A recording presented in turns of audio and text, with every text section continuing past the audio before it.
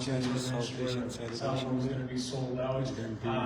There's just so much going on. I would say that it's increasing. Tipping point. I mean, yeah, it's becoming more and more normalized to see diversity in all respects, whether it's business, whether it's media, entertainment, and sports. And we see Zane correct here. We see our Steve Baines with the Canucks. I think it's just going to continue to grow exponentially. So we're at the tipping point where, yeah, it's just going to continue to get bigger and better. Yeah, I think when it comes to the arts, it's the same. In fact, one thing that's really changed is that when my music first started being released in 2004, there was talk of the mainstream. I'm not sure that word exists to the same degree anymore in music, because it's streaming has made it more of a meritocracy across the board, and that's kind of what we argued. In my 30s, like I'd say between 2008 and 2015, there was this argument about, well, how are people going to enter the market if there's essentially record companies or gatekeepers, or that there needs to be a certain distribution system for them to have their music reach a platform. And that's just no longer the case. So now you have guys like The Prophecy in Calgary, and obviously I continue to do what I do, Tetris from Regina, although I like to think he's a fellow Calgarian, the amount of work that he's done here. And it's going to be really normal, I think is the word. It's not going to be so shocking, and it will no longer be a novelty, and hopefully we've reached that already. As one of the best hosts of Hockey Night in Canada, Punjabi, you have been bringing hockey to a South Asian audience every week. How has that conversation evolved over the years? Yeah, it's a really interesting time, an exciting time when it comes to hockey in our country, because I think it went from an access to ownership conversation.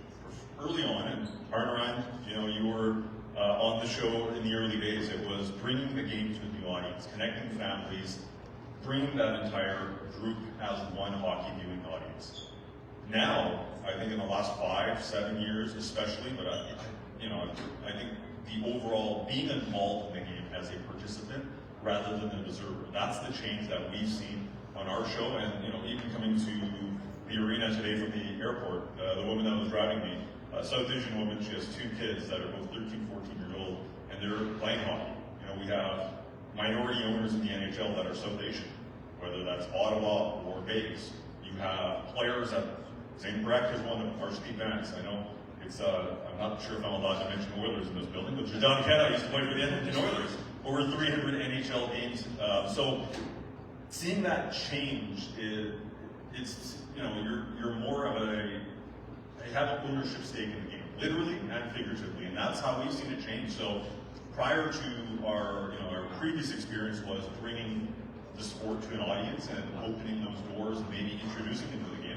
That's still happening in certain capacities. Don't get me wrong, with new immigration, new immigrants coming to the country, that does happen, but they are now also active participants, and we see that on a weekly basis on our show. Just a quick tidbit to add, Randip's helped take that Hockey Night Punjabi show to the next level, where when I was first on it, we dreamt of days that we're seeing now. Like every single commercial on the show nowadays is voiced and written and acted out in Punjabi, right? And so when we first started out, we were like trying to pitch that we can sell this show to companies and make them realize they can market it to niche communities. But we've made that much progress where we're there.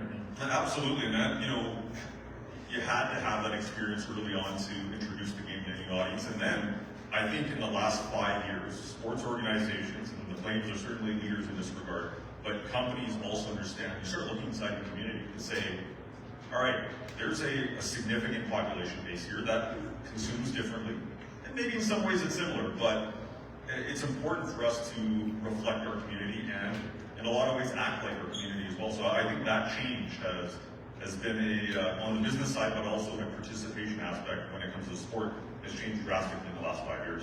Yeah, it actually made up a good point. Don McBrower, sitting there in the back, is running a South Asian ball hockey clinic on Friday. And you're up to, what, 50 kids now coming to that? Yeah, almost over 50 now. Yeah, over 50 South Asian kids going to be able to play ball hockey on Friday. The Flames are involved in that event as well, so exciting to see that. As someone who, as a business owner for businesses that are going across all of Calgary's communities, what do you see as the key in building those bridges to those different diverse communities, South Asian and beyond? Yeah, I think I've long said that no successful business is going to be successful if you don't listen to the communities that are around you.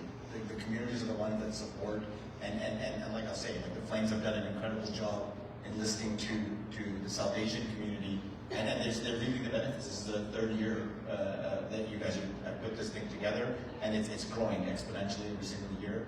I think from both of our businesses on the McDonald's side, it's a testament to the people that are living in. I'll give an example in Strathmore.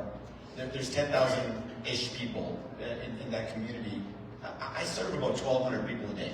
So in a 10-day period, I kind of serve that entire population. And then you take the social responsibility of saying, what does that mean? You have to listen to those people that are coming. So the dining room in my restaurant there is not the dining room for my restaurant, it's the dining room for the community. So you start curating those conversations. And the same thing on the sports side.